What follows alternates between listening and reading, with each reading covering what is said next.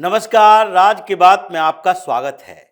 देश के चुनाव का असर अगर दूसरे देशों पर पड़े तो ये तो माना जा सकता है कि हर देश की अपनी समस्या, किसी भी दूसरे देश के साथ संबंधों पर इसका असर, ये सारी परिस्थितियां देखी जाती है कि कौन किसके पक्ष में है, कौन किसके विरोध में है। और यही वजह है कि राहुल गांधी जैसे नेताओं को पूरी दुनिया में वो सारी ताकतें मदद करती है जो कि चाहती है कि भारत में एक ऐसा प्रधानमंत्री हो जो उन लोगों के इशारे पर काम कर सके, जो भारत के लिए नहीं बल्कि भारत के उन देशों के लिए काम कर सके जो कि भारत में इंटरेस्ट तो रखते लेकिन भारत के लिए नहीं, अपने स्वार्थ के लिए रखते हैं। और यही वजह है कि राहुल गांधी को पूरी दुनिया में वो सारी ताकतों से मदद मिलती है जो कि भारत के खिलाफ, भारत के विकास को रोकने के लिए, भारत में किसी तरीके से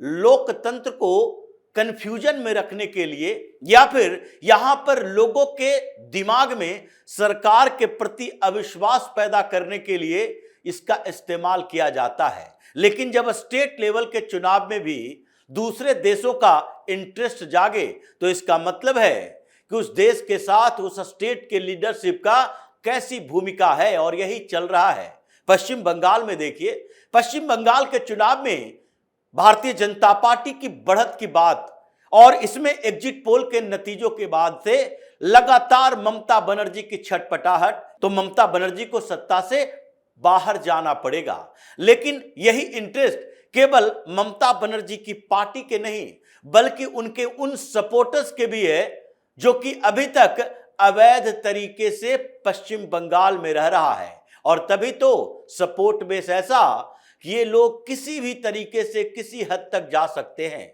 और जो 15 बूथों पर रीपोलिंग की गई, पहले चरण में नहीं की गई थी बल्कि दूसरे चरण के चुनाव में की गई। क्यों? क्योंकि पहले चरण के चुनाव से ज्यादा खतरनाक दूसरे चरण का चुनाव करवाना था पश्चिम बंगाल में। वहां दो टीएमसी के बड़े लीडर ममता बनर्जी और अभिषेक बनर्जी, ये दोनों की शाख दांव पर लगी हुई और दोनों का एक गढ़, ऐसा एरिया कोलकाता में जहां पर ममता बनर्जी चाहती है, सोचती है, करती है कि नहीं, इस एरिया में यहां पर कोलकाता और हावड़ा, हुगली, इन जगहों पर उनका वर्चस्व होना चाहिए। जबकि दूसरे तरफ 24 परगना का इलाका, 64 सीटों वाला, उस जगह नॉर्थ और साउथ 24 परगना में अभिषेक बनर्जी का इलाका, इन दोनों नेताओं के शाख दाव पर तो एन केन प्रकारेण यहां पर कुछ बड़ी घटनाएं हो, हिंसा हो, हंगामा हो तो कोई बड़ी बात नहीं है। जबकि पहले चरण के चुनाव में इससे ज्यादा सीटें, 152 सीटें, वहां पर 44,372 बूथ, लेकिन फिर भी कुछ हिंसा के बावजूद किसी भी बूथ पर रीपोलिंग नहीं की गई। लेकिन दूसरे चरण के चुनाव में यही स्थिति, 40,000 के आसपास बूथ और वहां 142 सीटें ही, लेकिन फिर भी हंगामा, हिंसा ऐसी कि कुछ बूथ पर ऐसी रिपोर्ट मिली कि वहां तो भारतीय जनता पार्टी को वोट ही नहीं करने दिया गया।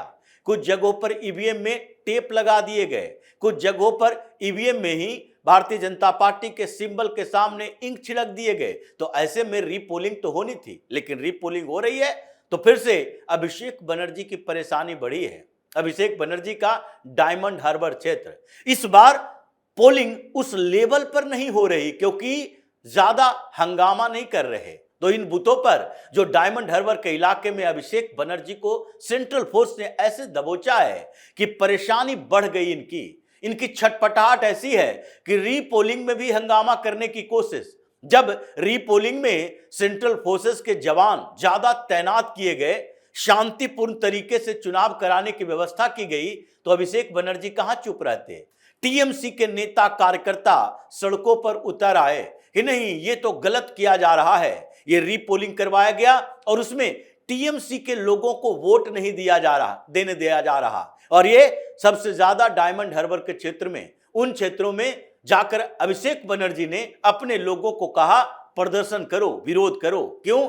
क्योंकि ये प्रदर्शन विरोध करोगे तो इसकी गूंज दिल्ली तक सुनाई पड़ेगी और दिल्ली तक जब सुनाई पड़ेगी तो उसका असर हर सिस्टम में दिखाई पड़ना चाहिए। यानी भारतीय जनता पार्टी को बदनाम करो, चुनाव आयोग को बदनाम करो, सेंट्रल फोर्सेस को बदनाम करो और ऐसी छवि बनाओ कि भारत में लोकतंत्र तो खतरे में है। ये जानबूझकर किसी स्टेट में चुनाव जहां भारतीय जनता पार्टी जीतना चाहती है वहां पूरी मशीनरी का इस्तेमाल करती है, यानी केंद्रीय एजेंसियों का, केंद्रीय ताकतों का और फिर चुनाव आयोग जैसे संस्थानों का। यही इनका नैरेटिव है। लेकिन अब क्या, अब तो चुनाव खत्म हो गए, अब तो काउंटिंग होना है।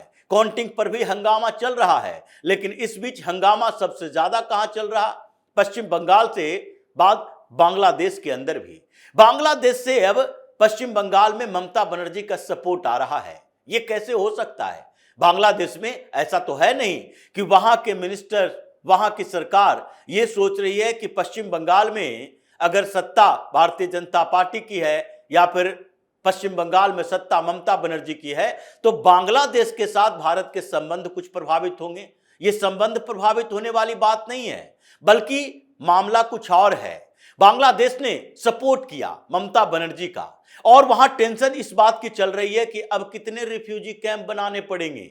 ये रिफ्यूजी कैंप एक बार बने और वो सारे रोहिंग्या मुसलमानों को जो शरण दी थी वो अभी भी यहां पर हमारे बस में नहीं चल रहा। रोहिंग्या जो म्यांमार से भाग कर आया, बांग्लादेश में जाकर छुपा, वहां पर रोहिंग्याओं का कैंप है। अब ये जो भारत से वापस आएगा, जो भारतीय जनता पार्टी की सरकार की बात हो रही है, बांग्लादेश में ये बात चल रही और उसने कहा कि अगर भारतीय जनता पार्टी की सरकार आ गई पश्चिम बंगाल में तो फिर हमारे यहां तो और सिर्फ रिफ्यूजी कैंप बनाने पड़ेंगे, क्योंकि वहां अब इस बात के लिए कोई भी रुकावट नहीं होगी कि पश्चिम बंगाल में रह रहे बांग्लादेशी घुसपैठियों को बांग्लादेश न भेजा जाए।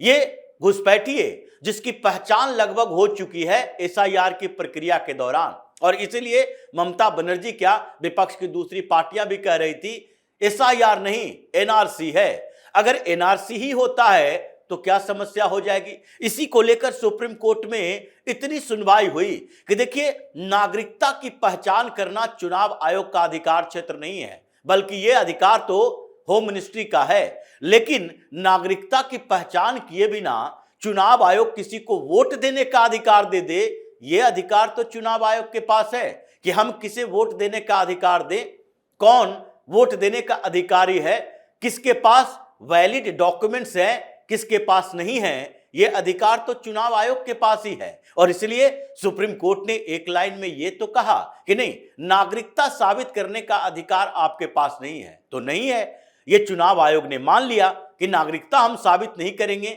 लेकिन यह तो प्रूफ कर देंगे कि इतने लाख लोग जो हैं वो नागरिकता के लायक डॉक्यूमेंट्स नहीं रखते हैं, उनकी नागरिकता नहीं हो सकती। अब बाद में यह इमिग्रेशन ब्यूरो का काम है, ट्रिब्यूनल्स का काम है, होम मिनिस्ट्री का काम है, वो अपना काम किस तरीके से करती है यह उनके अधिकार क्षेत्र का मसला है। लेकिन चुनाव आयोग ने यह तो तय कर दिया और ये डॉक्यूमेंट्स के आधार पर तय कर दिया कि जो लॉजिकल डिस्क्रिपेंसी है उसमें 27 लाख लोगों का नाम वोटर लिस्ट से हटाया गया।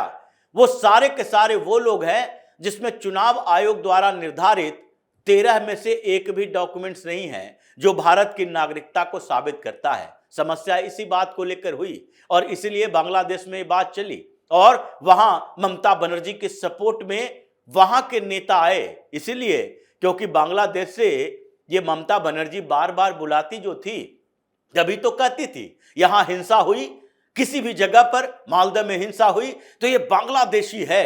ये बांग्लादेशी बॉर्डर क्रॉस करके कहां से आता था?